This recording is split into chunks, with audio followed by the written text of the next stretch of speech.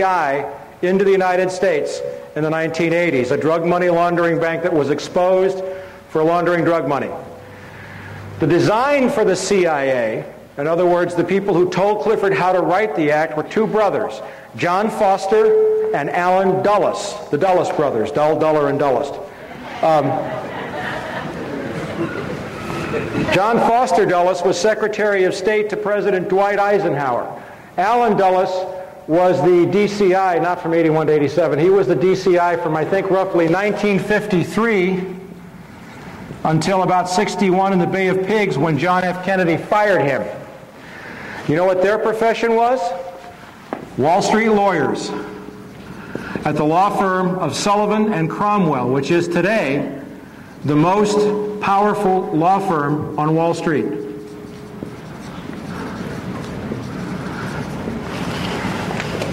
Bill Casey, the man we just saw the memo addressed to. We know he was Ronald Reagan's DCI. What did Bill Casey do for Richard Nixon? He was chairman of the Securities and Exchange Commission.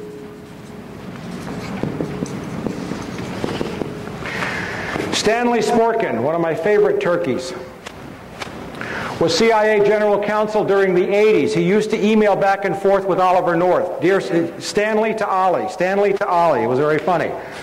Okay? Do you know what he did before he became... No, he was the General Counsel to the SEC. Securities and Exchange Commission, charged with monitoring all securities transactions. David Daugherty, CIA General Counsel after Stanley Sporkin. You know what he does today? The Executive Vice President of the New York Stock Exchange for enforcement. Isn't that great?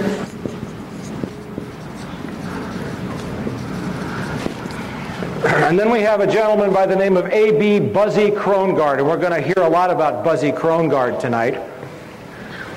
Buzzy Krongard is currently the CIA Executive Director. The top three positions are DCI, Director of Central Intelligence, DDI, Deputy Director of Intelligence, and Executive Director.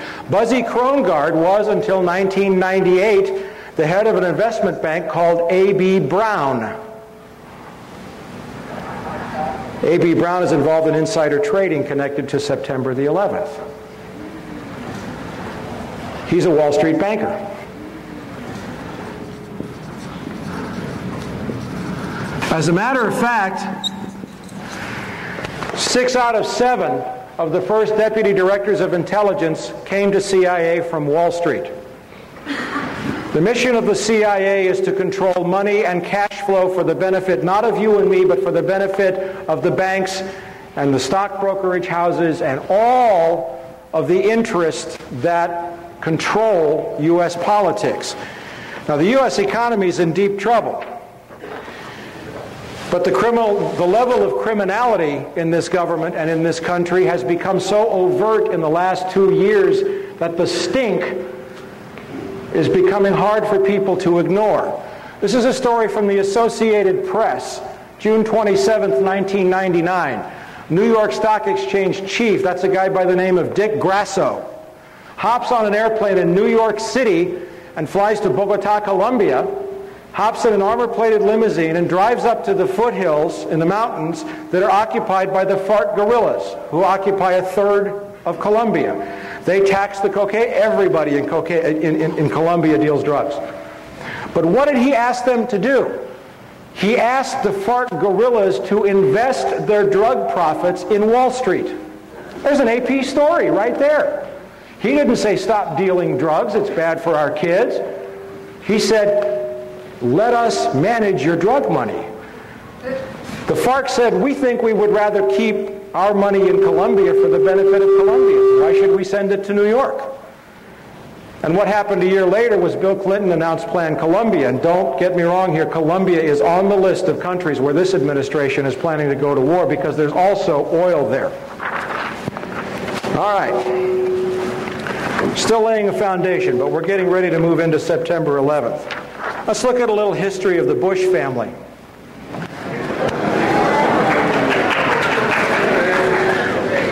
I'm having a lot of fun. Okay. This is from a book called The Unauthorized